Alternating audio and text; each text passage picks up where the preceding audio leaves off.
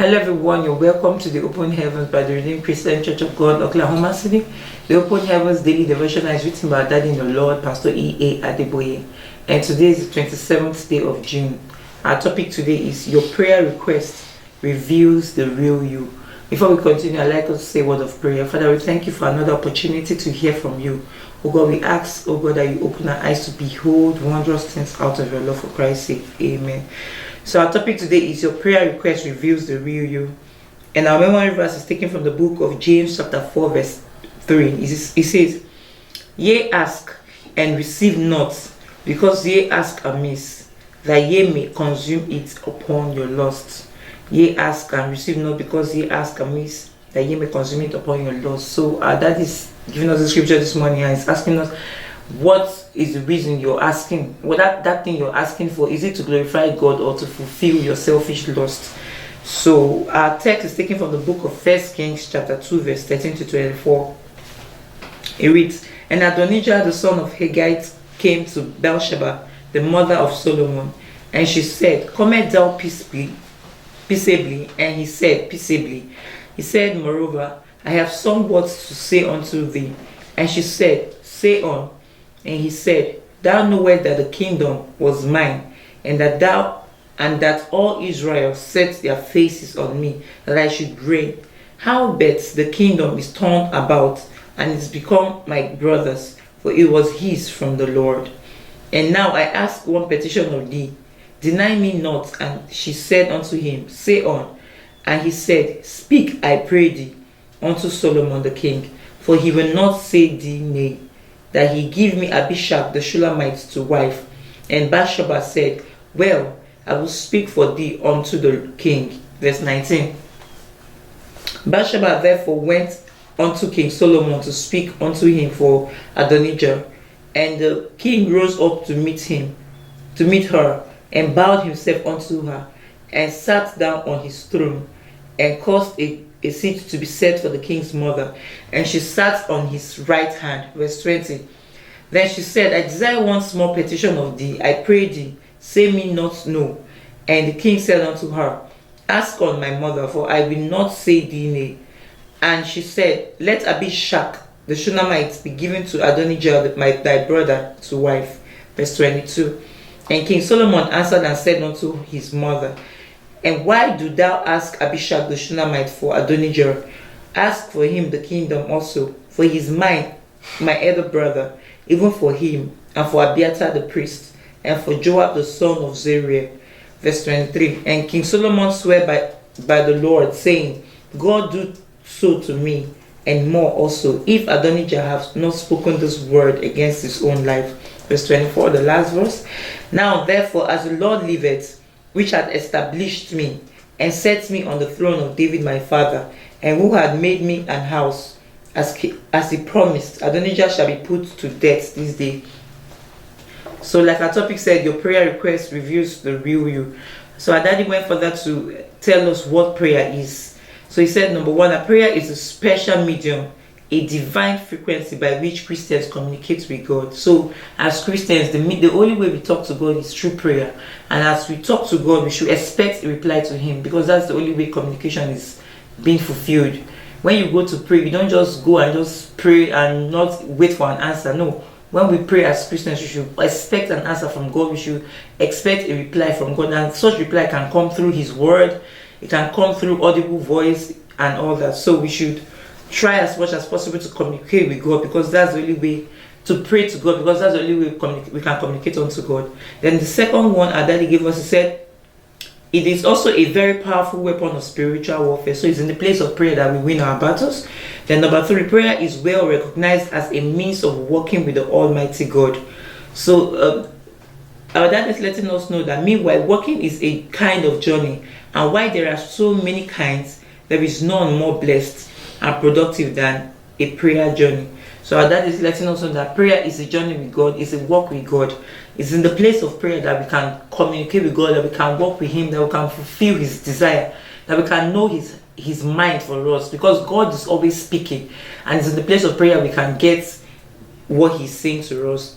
So simple, our daddy went further to say that simple prayers offered by individuals or groups of people were responsible for many of the great miracles and moves of God in different parts of the world, as seen in history. Like in the book of Acts chapter 12 verse 5, we know the story of Peter that was locked up in the prison, and the church of God stood in the gap. The church of God prayed for him and he was released. So it's in the place of prayer that we handle certain challenges. It's in the place of prayer that we receive the answers to our prayers. In the place of prayer that gates are opened unto us. So as Christians, we should endeavor to pray, and not just pray ordinarily, but pray the mind of God, pray the will of God, pray to fulfill God's will and not to fulfill our selfish desire. So our daddy gave us, said prayer is the only guarantee to get answers to our prayers. So our dad is letting us know that today's Bible passage shows that we could desire something even to the point of killing for it. However, fighting a war does not guarantee our getting what we desire. The only guarantee is prayer. So fighting, working in strife, or doing things that does not glorify God will not get us what we want. But only in the place of prayer. It's only prayer that is telling us that prayer is the only way we can get a guarantee to the answers to our needs. So we should endeavor to pray as children of God.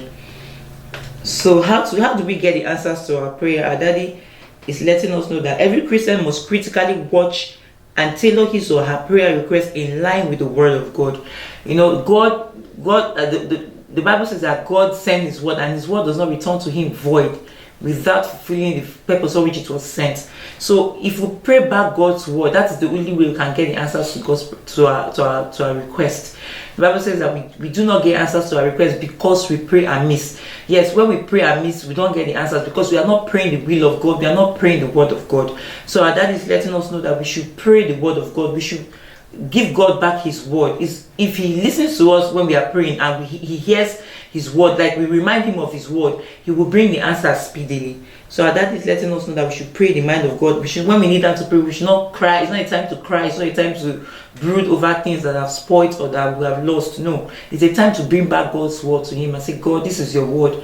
I need an answer to this challenge. Even the devil does not listen to anything other than the word of God. So we should try as much as possible to pray the word of God when we need time to pray. Then secondly, according to the memory verse also, one major reason for unanswered prayer is the basis of human lust. That prayer, that thing you're asking God to give to you, is it to fulfill your human lust? Is it to fulfill lust? Or is something you need? Some people pray for a car or something. I'm using a car as an example here. Some people pray for certain things because their neighbor has it, and just they want to show that I can also get that thing you have. And that's not good. That's trying to fulfill the lust of the flesh. And sometimes, in fact, oftentimes such prayers are not being answered. So that is letting us know that the only way we can get the answers to our prayer is to pray the will of God. Is to know what God wants for us per time. And when you pray, you get the answers to such prayers. Hallelujah. So Daddy gave us a scripture in the book of 1 John chapter 5 verse 14. It says, and this is the confidence that we have in him, that if we ask anything according to his will, he will hear us. If we ask anything according to his will, he will hear us. Sometimes when we don't know what, the Bible says, when we do not know what to pray, the Holy Spirit makes intercession for us with groanings that cannot be altered. So sometimes if you don't even know what to pray physically, if you don't know the will of God, you pray in tongues. When you pray in tongues, you don't pray amiss because you're praying the will of God. You're praying the vocabulary of the Holy Spirit. So it's very important for us to pray God's will, and that's the only way we can get the answers to our prayers. So Daddy gave us a commentary. He says, today, the fruit and gifts of the Spirit are only evident in the lives of very few Christians. Many genuinely born again Christians, though not living a sinful life, are cold and operating far below heaven's expectations for various reasons. We need a revival in the church from the top to the least member. So that is telling us that the church is cold. A lot of people don't even have the Spirit of God. They don't know the will of God for them. So, but it's important for us to know the will of God so that when we pray, we get the answer. So that is praying for us this morning. He's saying that I pray that God will revive his church again, break through our self-centered daily routines, and fill us with the fire of revival as of old, in the mighty name of Jesus. Amen. So that is also asking us, what do your prayer requests reveal about you? So we should check our life. That thing we're asking God for, is it to glorify him or to fulfill our selfish desire? So that is giving us a prayer point this morning. Say, Father, please kindle my fire of prayer and guide me Guide me to pray in your will always, in the mighty name of Jesus. Amen. Lord, we pray this morning that you help us to know your will and help us to pray according to your will, that we may receive the answers to our prayers in Jesus' name. Amen. Thank you for watching, and we hope to see you tomorrow. Have a good day.